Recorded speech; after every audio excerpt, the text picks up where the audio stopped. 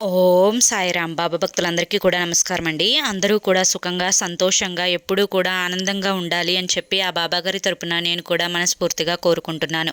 ఈరోజు బాబాగారు అందించే సందేశం ఏంటి అంటే కనుక, తల్లి, నువ్వు ప్రాణం అనుకుంటున్న నీ భర్త గురించి నువ్వే నమ్మలేనటువంటి అతి రహస్యమైన 3 విషయాలు వింటే నువ్వు గుడ్లు తేలేస్తావు. అలా అని చెప్పి భయపడి వినకుండా ఉంటే కనుక చాలా వరకు కూడా నష్టపోతావు. ఇది నేను నీ మంచి కోసం నీ ముందుకు తెలియపరుస్తున్నటువంటి రహస్యం. జాగ్రత్తగా తెలుసుకొని నేను చెప్పే మాటలను ఆచరిస్తే చాలా వరకు కూడా నీ జీవితంలో అద్భుతం జరుగుతుంది అని చెప్పి బాబాగారు మనకు చెప్పాలి అనుకుంటున్నారు. సందేశం వినే ముందు చాలామంది కూడా చెప్పుకోలేనటువంటి సమస్యలతోటి సతమతమైపోతూ వాటిని ఎలా తీర్చుకోవాలో తెలియక ఇబ్బంది పడిపోతూ ఉంటున్నారు. అటువంటి వారి కోసం శ్రీ షిరిడి సాయిబాబా ఆశీస్సులతో జ్యోతిషం చెప్పబడిన గురూజీ శివరామరాజు గారు. Phone number 9959945552. మీరు ఇప్పటి వరకు ఎన్నో చోట్ల జ్యోతిషం చెప్పించుకొని మీరు ఆశించిన మార్పులు మీ జీవితంలో జరగలేదని చెప్పి బాధపడి ఉంటారు. కానీ ఇక్కడ అసలు అలా జరగదండి. మీ సమస్యలు ఏవైతే ఉన్నాయో, ప్రేమ, పెళ్లి, ఉద్యోగం, రాజకీయం, సంతానం లేక ఇబ్బంది పడుతున్నా, భార్యాభర్తల మధ్య గొడవలున్నా, అప్పుల సమస్యలున్నా, శత్రువుల సమస్యలున్నా, అవేంటో మీరు గురువు గారికి వివరించి చెప్పినట్లయితే వాటికి తగిన పూజలు చేసి గురువుగారు మీకు రోజులలోనే పరిష్కారాన్ని చూపిస్తారు. గురువుగారు చెప్పినట్లు 100కు 1000% జరుగుతుంది. నమ్మకంతో స్క్రీన్ మీద కనిపిస్తున్న నెంబర్కి కాంటాక్ట్ అవ్వండి. భార్యాభర్తల మధ్య వశీకరణ, స్త్రీ మరియు పురుషుల మధ్య వశీకరణ కూడా 100% జరపబడును. మాకున్నటువంటి ఎన్నో రకాలైన సమస్యలను గురువుగారు రోజులలోనే తీర్చారండి. గురువుగారికి 50 సంవత్సరముల అనుభవం ఉంది. చివరి ప్రయత్నం మా కష్టాలు తీర్చుకోవడానికి అని చెప్పి ఒక్కసారి భావించి స్క్రీన్ మీద కనిపిస్తున్న నెంబర్కి కాంటాక్ట్ అవ్వండి. సమస్యల నుంచి బయటపడి ఆనందంగా ఉండండి. ఇక ఆలస్యం చేయకుండా మనం బాబాగారి యొక్క సందేశం ఏంటో తెలుసుకుందాం. తల్లి, నువ్వు నీ యొక్క భర్తని ప్రాణంలా ప్రేమిస్తావు. అలాగే నీ భర్త విషయంలో చాలా వరకు కూడా ఆలోచిస్తూ ఉంటావు. నీకు ఏదైనా కూడా తన విషయంలో ఒక స్పెషల్ అనేది ఉంటుంది. అలాగే నేను అతన్ని ఎంత ప్రేమిస్తున్నానో అతను కూడా నన్ను అంతగానే ప్రేమించాలి, అతను కూడా నన్ను అంతగానే ఇష్టపడాలి, అలాగే నాకు విలువను ఇవ్వాలి. నా భర్త ఏ చెడు అలవాట్లకు బానిస కాకూడదు. నా భర్త నా కుటుంబాన్ని, నన్ను ప్రేమగా చూసుకోవాలి. మాకు ఇచ్చే ఇంపార్టెన్స్ అనేది ఎవ్వరికీ కూడా ఇవ్వకూడదు. అలాగే నన్ను చాలా కేర్గా చూసుకోవాలి. నాకు చిన్న విషయమైనా కూడా తను ఎక్కువగా ఆలోచించాలి అని చెప్పి ఇలా ప్రతిదీ కూడా నీ భర్త విషయంలో నీకు చిన్న చిన్న కోరికలు అనేవి ఉన్నాయి. తనని నువ్వు డబ్బు కోసం అంతగా ఇబ్బంది పెట్టకపోయినప్పటికీ కూడాను నీకంటూ కొన్ని ప్రత్యేకమైన విలువలను సమకూర్చే ఆలోచనలు అనేవి నీ భర్త విషయంలో ఉన్నాయి. ఆ ఆలోచనలు కూడా చాలా అర్థవంతమైన ఆలోచనలు. అలాగే ప్రతి మహిళ కూడా, అంటే భార్య స్థానంలో ఉండే ఏ స్త్రీ అయినా కూడా కోరుకునేటువంటి సాధారణమైనటువంటి కోరికలు అవి. కాకపోతే ఏదైతే నీ జీవితంలో జరుగుతుందో నువ్వు ఆలోచించే ఆలోచనలకు వ్యతిరేకంగా జరుగుతుంది. అంటే నువ్వు ఏదైతే కోరుకుంటున్నావో అది తప్ప నువ్వు ఏదైతే వద్దు అనుకుంటున్నావో అది నీ జీవితంలో జరుగుతుంది. కానీ ఇక్కడ జరుగుతున్నటువంటి నాటకం ఏంటి అంటే కనుక, నీ మాట వింటున్నట్లుగా నీ భర్త నటించడం, నీకు భయపడుతున్నట్లుగా నీ భర్త నటించడం, ప్రతిదీ కూడా నీకు చెప్పే చేస్తున్నట్లుగా నీ భర్త నటించడం, ఏదైతే చెడు వ్యసనం వద్దు అని చెప్పి నువ్వు పదే పదే తనకు చెప్తూ ఉంటావో అదే తను చేసి నేను చెయ్యలేదు అని చెప్పి అబద్ధం ఆడడం, అలాగే నీ పట్ల కాస్తంత కేరింగ్ అంటే జాగ్రత్త ఏదైతే ఉంటుందో ఆ జాగ్రత్త అనేది తక్కువగా తీసుకోవడం, ఇవన్నీ కూడా చాలా రహస్యమైనటువంటి విషయాలు. ఇవి ఎవరికీ కూడా తెలియవు అని నువ్వు భావించేటువంటి రహస్యమైనటువంటి విషయాలు.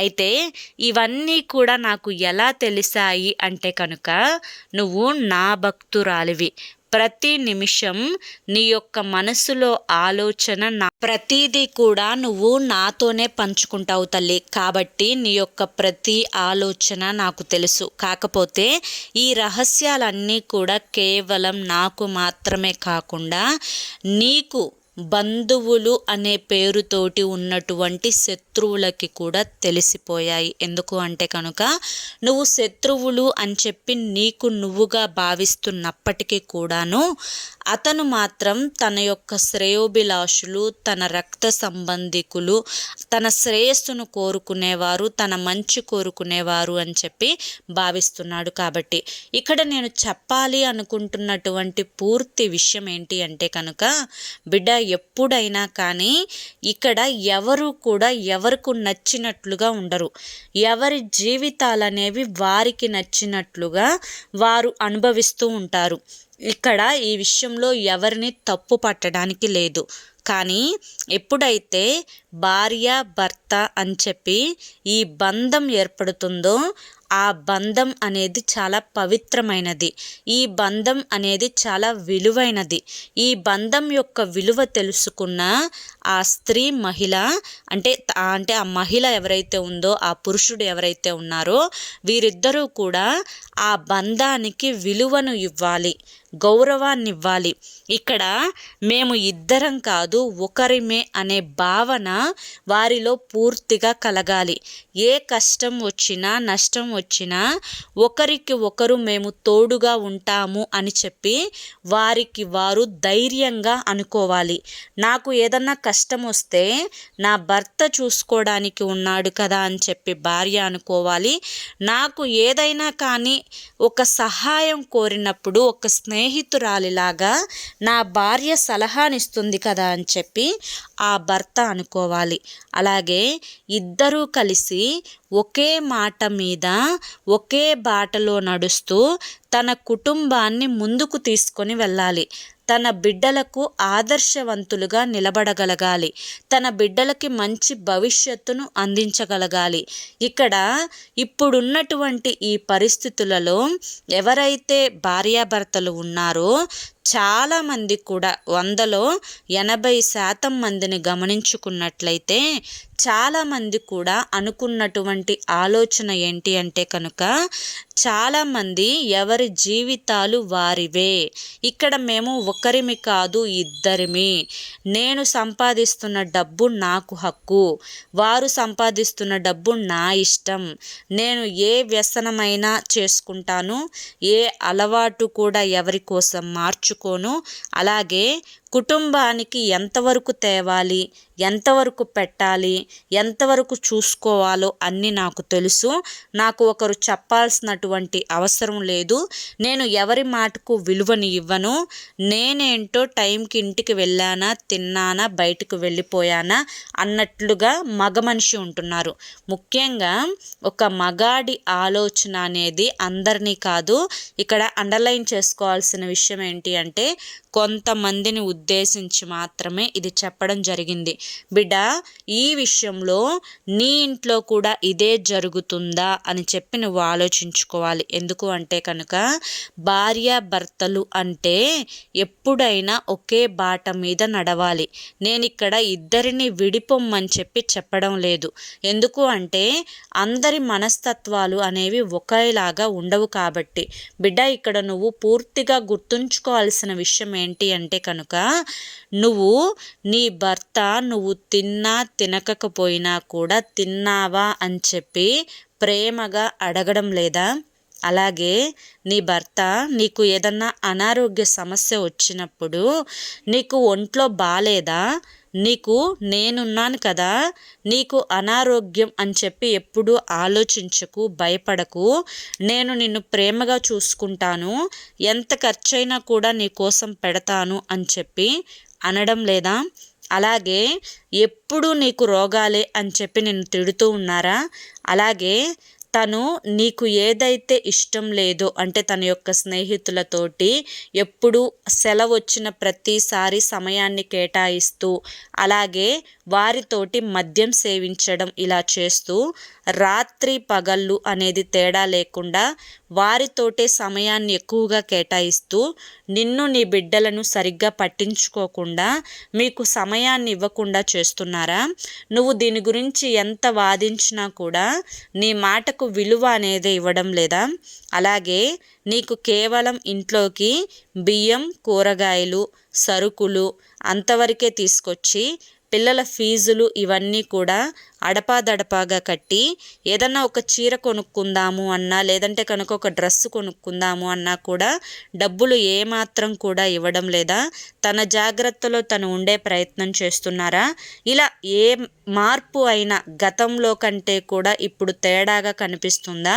అయితే ఇక్కడ నీ భర్త నీ చెప్పు చేతల్లో లేరు. ఇక్కడ చెప్పు చేతల్లో అంటే నిన్ను తనని ఒక పంజరంలో పెట్టి బంధించి నీ మాటలకు బానిస చేసుకోమని చెప్పడం లేదు. ఇవన్నీ కూడా ఎందుకు చెప్తున్నాను అంటే కనుక నువ్వు కూడా దేని గురించి అంతలా ఆలోచించొద్దు. ఇక్కడ తనకి ప్రేమ లేదు అని తెలిసినప్పుడు తను నీ గురించి అంతగా ఆలోచించడం లేదు అని నీకు అర్థమైపోయినప్పుడు తన గురించి ఆలోచించి నీ మనసుని పాడు చేసుకోవాల్సిన అవసరం లేదు తల్లి. ఇక్కడ తనలో మార్పు రానప్పుడు నీలో మార్పు రావడం మొదలవ్వాలి. ఎందుకంటే ఈ యొక్క జీవితం అనేది చాలా చిన్నది. ఈ జీవితంలో ఒకరి మీద ఒకరు పంతాలు పెట్టుకుంటే కుటుంబం అనేది భిన్నమైపోతుంది. ఒకరికి కోపం వచ్చినప్పుడు మరొకరు ఆ యొక్క కోపాన్ని అణిచే విధంగా ఓర్పుగా ఉండాలి. ఒకరు పెద్దగా అరిచి మాట్లాడుతున్నప్పుడు మరొకరు ఇలా అరవడం సరైన పద్ధతి కాదు అని చెప్పి తెలుసుకోగలగాలి. అలాగే ఒకరు కుటుంబ పరువుని బజారున పెడుతున్నప్పుడు మరొకరు నోరు మూసుకొని ఉండాలి. ఒక్కొక్కసారి నోరుండి మూగదానిలాగా, కళ్ళుండి గుడ్డిదానిలాగా, చెవులుండి చెవిటిదానిలాగా బ్రతకాలి. అప్పుడే కాపురం అనేది చాలా సక్రమ మార్గంలో వెళ్తుంది. తనకి కోపం ఉండొచ్చు, ప్రేమ లేకపోవచ్చు, ఆవేశం ఉండొచ్చు, చెడు వ్యసనాలు ఉండొచ్చు, స్నేహితులతోటి తిరుగుతూ ఉండొచ్చు, డబ్బుని ఖర్చు చేస్తూ ఉండొచ్చు, పొదుపు చేయక ఉండొచ్చు. వాటి కోసం నువ్వు ఆ ఆలోచనలను తనలో ఒక మార్పుని తీసుకురావడం కోసం ఎన్నో రకాలుగా ప్రయత్నించావు. ఎన్నో మాటలను చెప్పి చూసావు.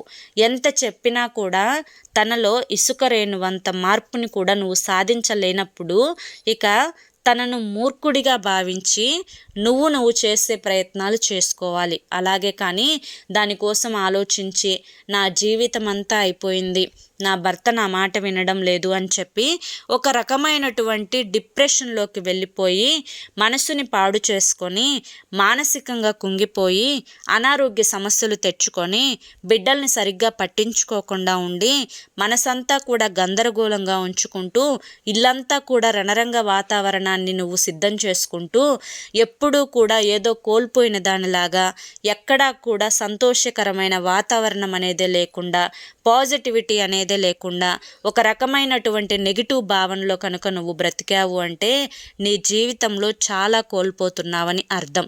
ఇక్కడ ఎవరినో చూసుకొని సంతోషం రావాలి అంటే అందరికీ అన్ని అదృష్టాలు అనేవి రాసి పెట్టకపోవచ్చు తల్లి. బిడ్డ, ఒక్క విషయం గుర్తుంచుకో, ఇక్కడ మన అనుకున్నప్పుడే అంతా కూడా బాగుంటుంది. అలాగే ఎప్పుడైనా కానీ రెండు చేతులు కలిస్తేనే చప్పట్లు అవుతాయి తల్లి. బిడ్డ, ఎప్పుడైనా కానీ అతను నీ యొక్క ఆలోచనలకు అనుకూలంగా లేరు అని చెప్పి అతని కోసం అతిగా ఆలోచించి మనసుని పాడు చేసుకోవద్దు, ఆరోగ్యాన్ని పాడు చేసుకోవద్దు, కుటుంబ వాతావరణాన్ని కూడా పాడు చేసుకోవద్దు. బిడ్డ, ఓర్పుగా ఉండాలి.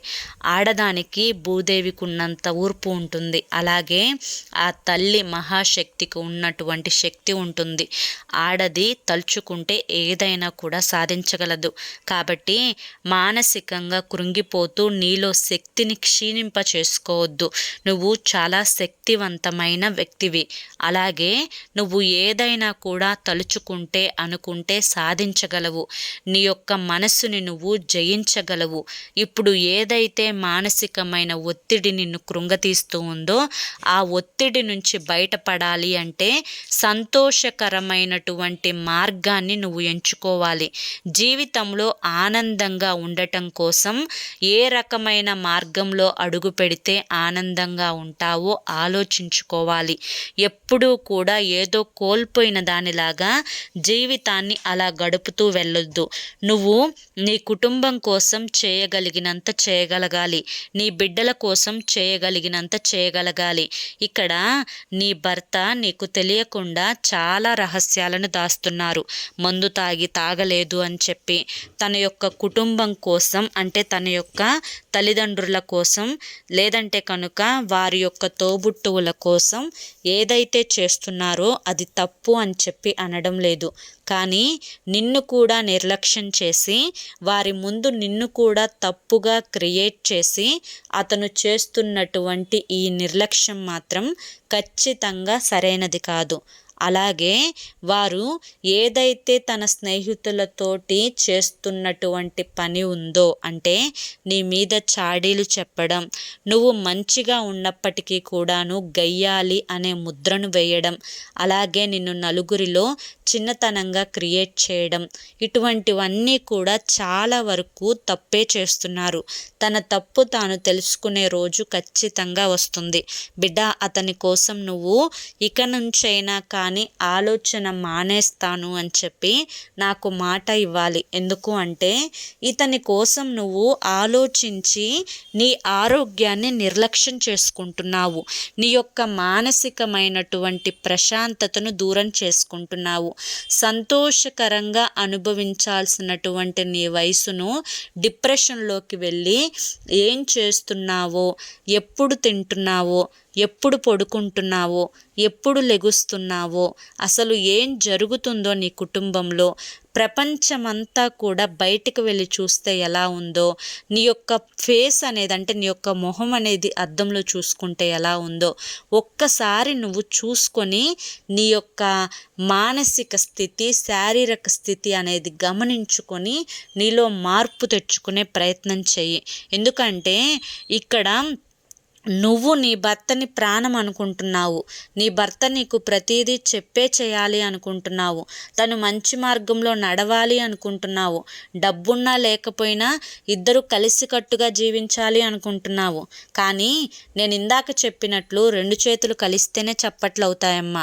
నువ్వు అనుకోగానే సరికాదు, అక్కడ అవతల వ్యక్తి కూడా అనుకోవాలి. అక్కడ అనుకోనప్పుడు నువ్వు ఎంత అనుకున్నా ఏం ఉపయోగం ఉంటుంది చెప్పు? నీలో వేదన, ఆవేదన, దుఃఖము, అప్రశాంతత ఇవన్నీ పెరగడం తప్పితే ఎటువంటి ఉపయోగం అనేది ఉండదు. నువ్వు చక్కగా టైంకి తిను, టైంకి నిద్రపో, పిల్లల్ని చక్కగా చూసుకో, ప్రశాంతంగా గడుపు. ఇక్కడ ఏది శాశ్వతం కాదు, ఎవరికి శాశ్వతం కాదు.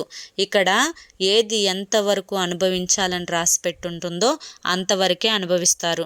తనకంటూ ఆ తప్పును తెలుసుకునే రోజు ఒక రోజు వస్తుంది. ఆ రోజు తను లబో దిబోమని చెప్పి కొట్టుకున్నా కానీ ఆ చేసిన తప్పుకు శిక్ష అనేది అనుభవించక తప్పదు. కాబట్టి నేను చెప్తున్నది నీ మంచి కోసం, నా బిడ్డ బాధపడకూడదు అన్న ఉద్దేశంతో అర్థం చేసుకుంటావు అని చెప్పి ఆశిస్తున్నాను అని చెప్పి ఈరోజు బాబాగారు మనకి చాలా చక్కటి సందేశాన్ని అందించారండి. ఈ సందేశాన్ని మనం అర్థం చేసుకోవాలి, కానీ చాలా నీతి ఉంది ఇందులో. ఇప్పుడు ప్రస్తుత సమాజంలో ఏదైతే జరుగుతుందో, చాలామంది ఆడవాళ్ళు ఎందుకు డిప్రెషన్లోకి వెళ్తున్నారో బాబాగారు చాలా చక్కగా వివరించారు. మరి ఈ సందేశం బాబాగారు అందించింది మీ అందరికీ కూడా అర్థమైంది, నచ్చింది అనుకుంటున్నాను. అర్థమైంది, నచ్చింది అనిపిస్తే ఈ వీడియోకి ఒక లైక్ ఇవ్వండి. లైక్ ఇచ్చిన వెంటనే హైప్ అని వస్తుంది, హైప్ ఇవ్వండి. కింద కామెంట్ సెక్షన్లో ఖచ్చితంగా ఓం సాయిరామ్ అని చెప్పి టైప్ చేయండి. మొదటిసారి మన సాయి పిలుపు ఛానల్లోకి వచ్చినట్లయితే మన ఛానల్ని సబ్స్క్రైబ్ చేసుకుని సపోర్ట్ చేయండి. రేపు మరొక మంచి వీడియోతోటి మళ్ళీ కలుసుకుందాం. అంతవరకు కూడా బాబాగారి యొక్క ఆశీస్సులు మీ మీద, మీ కుటుంబ సభ్యుల మీద ఎల్లకాలం ఉండాలి అని చెప్పి మనస్ఫూర్తిగా కోరుకుంటూ సర్వేజన సుఖినో భవంతు. ఓం సాయిరామ్.